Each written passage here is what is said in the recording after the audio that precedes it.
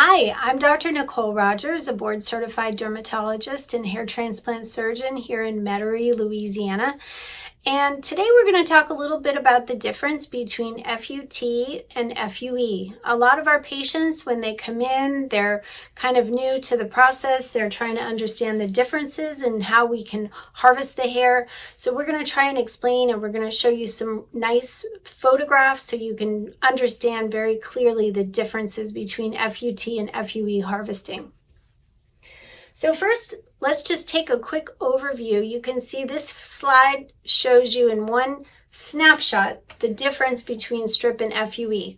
So on the left, you'll see where we've harvested a linear section of hair-bearing skin. And on the right, you can see where we've taken out individual follicles over a bigger surface area. Now, hair transplant has an interesting history. It has actually been around as a technique since the late 1930s. There was a gentleman named Dr. Shoji Okuda in Japan who played around with using punch grafts to treat different types of hair loss, scarring alopecias, alopecia areata, even leprosy. And the technique really moved forward when Dr. Norman Orentreich, he started his hair unit at NYU, and he started doing more punch grafting. And he realized and documented this theory of donor dominance, which basically explains how we can move follicles from one part of the scalp to another, and they retain their genetic programming.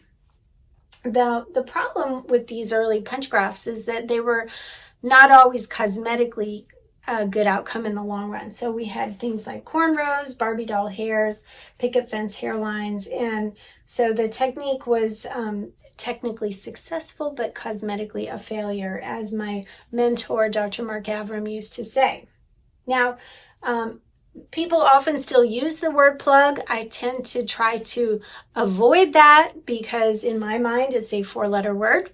Normally hair grows in these groupings of 1 to 4 hairs, and so we want to mimic nature by doing hair surgery. And so Bobby Limmer in 1994, he published this very important paper recognizing how we can make follicles grafted individually look much more natural. And so he was the first one who really put strip harvesting on the map. So how does it work? Well, we use a little thing called a densitometer. There's a lot of different versions of these devices. I actually have a homemade one that has a little LED light inside. But what I do is I like to measure how many follicular units there are in 1/4 of a square centimeter, and then use that to calculate how many follicular units there are in 1 square centimeter, and then we're able to estimate how large that donor strip needs to be. We have our fancy little tools here that we use on the morning of surgery. I like to generally keep my strip about 1 centimeter wide. Not only does that make for easy math, but it also tends to avoid stretching of that donor scar. Once we have the area numbed with some lidocaine, we have the patient positioned here, as you can see on his belly.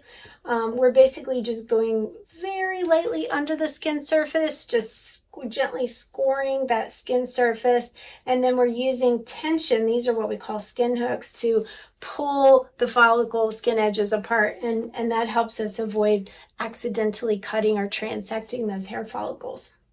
I know this is a little gruesome, but you can see here we're carefully elevating that strip, and we're just going very carefully along what's called the subcutaneous plane. That's where the fat is. We're right below where those hair follicles are. And you can see here we're way above the galea. There's no reason that we should be cutting any kind of occipital nerves. We're just right in that nice fatty plane. So this is a very safe area. Again, I know it looks a little bit gory here, but this is what it looks like after the strip has been removed. And then we use what's called the trichophytic technique to close that skin edge. So we actually take just a little ledge of epidermis along the bottom edge, and then what we do is when we bring the skin edges together, we suture them shut, and the overlying hair grows through the donor scar. So it really helps improve the appearance. And this isn't something I thought of. Fortunately, many brilliant hair surgeons before me have recommended and suggested this technique. So we're just basically following the best science that's available. So here's a little video. You can see what the harvesting process looks like. We're just going a little superficially there and then basically outlining the areas that we're going to harvest. We're using tension to gently separate the skin edges from each other, and then using a little bit of tension just to remove that skin from the underlying subcutaneous area. And then the final step is the suturing process. So here it is after the harvesting is done. There's usually very good hemostasis, very minimal bleeding. I know it looks kind of gory, but usually we don't even have to use a bovie. We just use a little bit of pressure and the skin edges come together and it's beautiful. So you can see what it looks like immediately after. Basically the overlying hair, we just comb it down and it just covers. And I'm going to show you some more photos so you can see what to expect there. There's different ways that we can close the FUT. So some people use staples. Some people use non-absorbable sutures. I tend to prefer the absorbable sutures, especially for my patients who may be traveling. They maybe need to go back to wherever they're from. So, if they just don't want to have to worry about getting those stitches removed somewhere, I don't want to put them in that position. But again, you can see how the overlying hair just immediately flips down and really no one is the wiser. In most situations, we have very good healing. So you can see just a very narrow linear scar. And again, we're using very conservative techniques so that you don't have a real wide scar that's going to be real obvious later on. Once in a while, people will take us up on a little scalp micropigmentation into the donor scar afterwards. This gentleman, he actually had previous strip surgery with another physician years prior to my meeting him, but he was just a little bit bothered by that scar, so we did some soft tattooing, and then we actually put him on some medical therapy, which further enhanced his overall hair regrowth. Here's my team hard at work. The first step, the microscope closest to us, is the separation of that strip on the right via what we call slivering. The strip is used to create these individual slivers, and then individual follicles are created from each sliver, preserving their architecture. So if they grow as twos, as they grow as threes, we keep them just like they exist in nature, okay? We're not trying to achieve a certain number of grafts. We're just trying to preserve their anatomical correctness. And here's just a little video you can see of the slivering process. And again, you can see those slivers. It's very important that we keep them moist. There's a number of different holding solutions available. The one that we use is something called hypothermosol, and we actually enhance the survival of the grafts by adding what's called liposomal ATP, or adenosine triphosphate. So here's a sliver up close. How cool is that?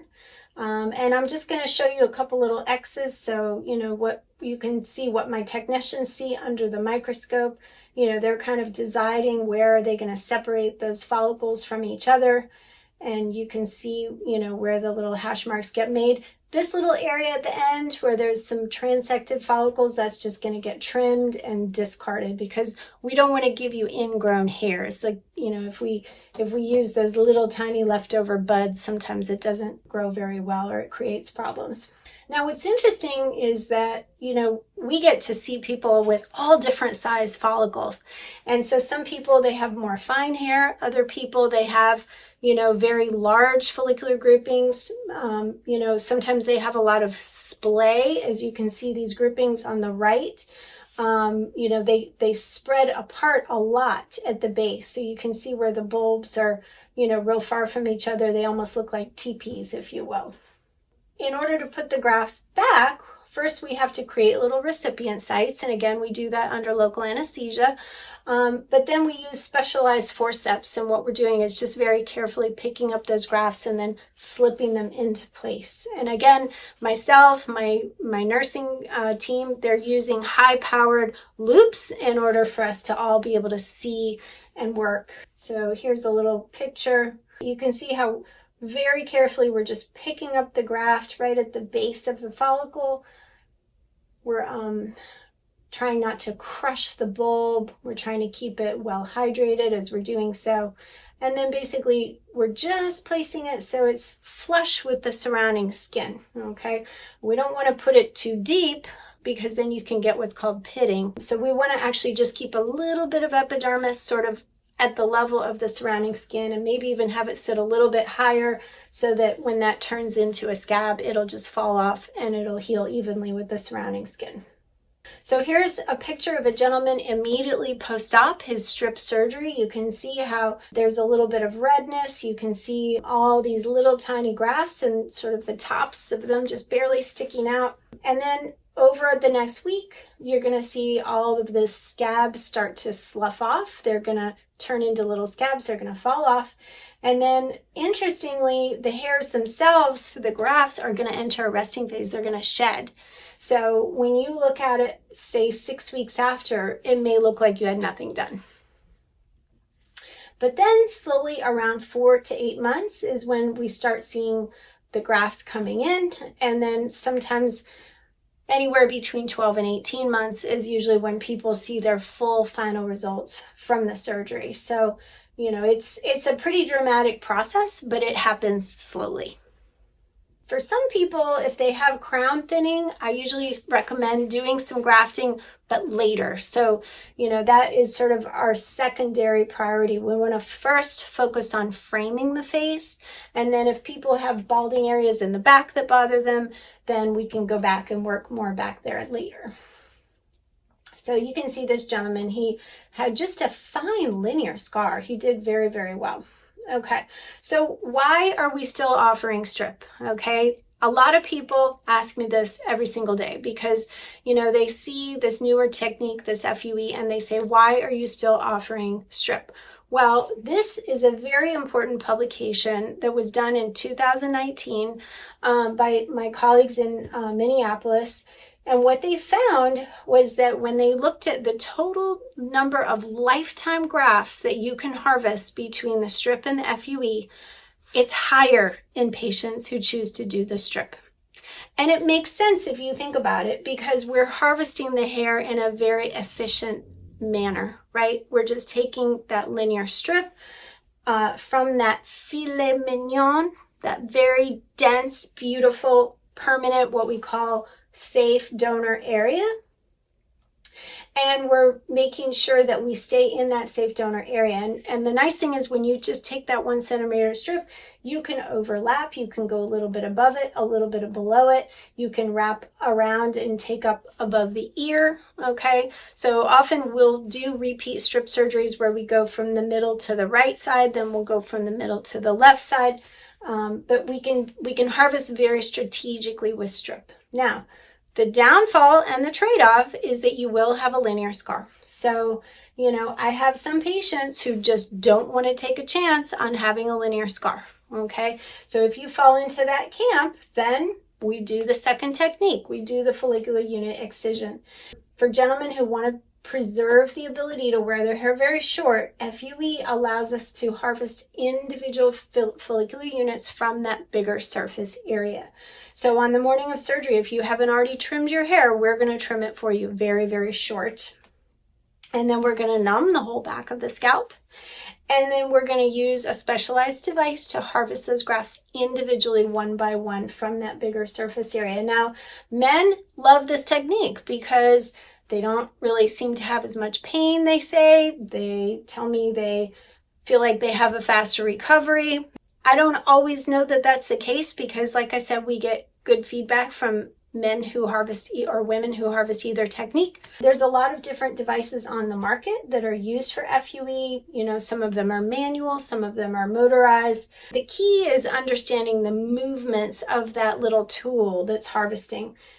So we have to use a little bit of rotation to get through the skin, and then we use oscillation to help just separate those follicular units from the surrounding tissue without cutting the follicles. So that is something that, you know, these different device manufacturers have been constantly updating and improving their techniques over the years. These were some of the early devices that have been on the market. Many doctors still use these devices. These are some of the newer devices. A lot of the different devices are now incorporating computerized software so we can keep track of the graft count as we're harvesting. That's very helpful. And, some of them use suction. I have found it to sometimes be helpful, sometimes not. My favorite device is this FUE, which uses a technique of rotation plus oscillation, and it just directs the cutting edge away from the hair follicle so it doesn't risk transecting the follicle. And this device is really also wonderful because it has a wireless technique now. So it's almost like I'm holding a magic marker in my hand, when I'm doing the harvesting. It's pretty fabulous. So here's a little video. I'm going to let you see exactly what goes on. This is the back of a gentleman's head. My right hand harvesting the device. This is my assistant's right hand in the blue glove, and she's using these specialized forceps just to gently elevate and extricate those grafts from the skin. And as we're doing it, we have to be constantly spacing. We have to make sure we're not harvesting the grafts too close to each other. We don't want it to end up looking moth-eaten, so we really have to be very careful. And especially if people have already had a previous FUE surgery, they're interested in maybe doing another one, then sometimes this can be a little bit more time consuming because we're trying to avoid areas that already have a little tiny scar here or there where the harvesting has already been done. Another set of my nurses are working under microscopes. They're cleaning the grafts, they're trimming them, and they're actually sorting them into groupings of 1, 2, 3, and 4 hairs. And this is helpful because as we're putting the grafts back, we're able to distribute where we want the thicker grafts to be and where we want the softer, finer graft. So you'll notice here's a picture of the forehead after the recipient sites have been created. And again, you'll see those bigger follicular grouping sites toward the back. Those soft single hairs are what we're going to place up around the front because we want our patients to have a soft, natural looking hairline. Here's a little video showing the creation of the recipient sites. And again, we tend to leave 1 or 2 millimeters between each of these sites. What we don't want to do is put too much demand on the underlying vascular supply. You can develop something called recipient site necrosis, which is no fun, and it can result in permanent, necrosis or death of the tissue, including the hair follicles. When we're placing grafts harvested via FUE, I really like using these implanters.